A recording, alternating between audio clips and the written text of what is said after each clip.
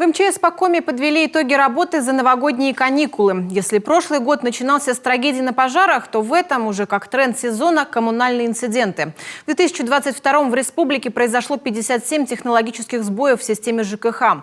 Львиная доля на сетях электроснабжения. Самые серьезные отключения произошли в Ижемском и Троицко-Печорском районах. На традиционной итоговой пресс-конференции спасатели прошлись по результатам работы за прошлый год и ближайших планах. Ольга Коняева продолжит. Масштабной коммунальной аварией завершился 2021 год не только для жителей и коммунальщиков Печоры, но и для спасателей. 31 декабря из-за порыва на магистральном трубопроводе без отопления остались 13 многоквартирных домов. Трубу героически заварили и за 3 минуты до боя курантов режим чрезвычайной ситуации в городе сняли. Это третий ЧС в регионе за 2021 год. Был еще карантин по африканской чуме свиней и разлив нефти на Колве. Коммунальная тема стала трендом года нового. 57 инцидентов, из них 48 в системе электроснабжения. Особо значимые такие были. Это 6 января в Ижемском районе произошло отключение высоковольтной линии 10 киловатт. Под отключение попали 1600 человек. 2 социально значимых объекта. Это населенный пункт Шиля-Юр.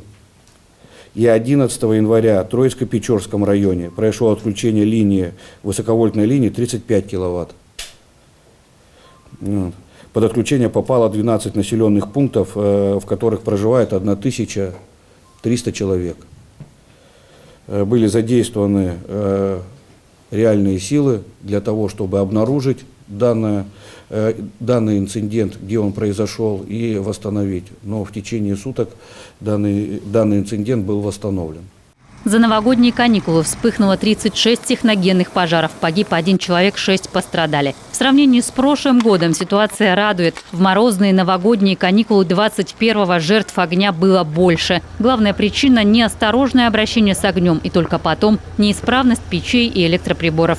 Пособники печальных последствий – состояние сна, алкогольное опьянение, преклонный возраст, когда реакция уже не та. 58% погибших в пожарах прошлого года – пенсионеры. Сотрудники МЧС усилили профилактическую работу совместно с органами власти, общественниками, добровольцами. В совокупности даже наши службы проводят более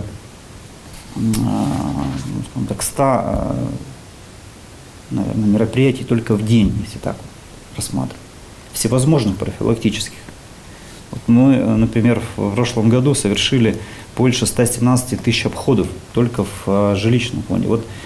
Мы вместе даже с вами, с вашим участием, рекламируем эту безопасность, именно пожарную безопасность, когда мы с вами вместе ходим в рейды.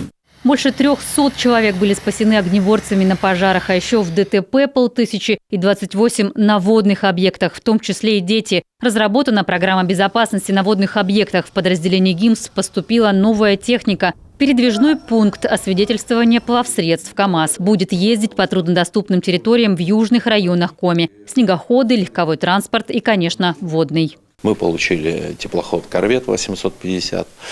Это судно класса «Река-море», которое будет использоваться в низовьях Печоры. В частности, планируется его поставить в Ижемский район, Государственную инспекцию Ижемского района. Также пришел аэробот «Север» 650К. Это новое современное судно, всесезонное, которое может использоваться и в период распутицы, когда еще не произошло становление льда. Также он по льду эксплуатируется, по водным объектам. Итоговая пресс-конференция для СМИ традиционно прошла в одном из подразделений, в этот раз в испытательной пожарной лаборатории по Коми. Эксперты учреждения устанавливают причины самых сложных пожаров, участвуют в поиске очагов возгорания. За год проведено 500 исследований и 130 с выездом на место. Вот это, например, прибор по контролю отложений копоти. Мы измеряем электросопротивление отложений копоти и по зависимости их изменения можем тоже установить, где было более длительное интенсивное горение. Эта установка – это у нас штанга для видеосъемки труднодоступных зон. посмотреть где-то в удалении или под какими-то перекрытиями мы можем. Ближайшая задача для спасателей – безопасность в крещенские дни. Специалисты ГИМСа обследуют дно, планируют к открытию более 20 мест для окунания. Только в Сыктывкаре оборудовано 5 купелей. Продолжается работа на ледовых переправах. 77 из 98 уже действуют. Сегодня открывают еще несколько. Затягивается работа в Ижемском районе. Из 8 ледовых дорог в действии только половина. Всеми пользуются жители. Работу нужно ускорить, отметили спасатели. Ольга Коняева, Павел Люлянмин, телеканал Юрган.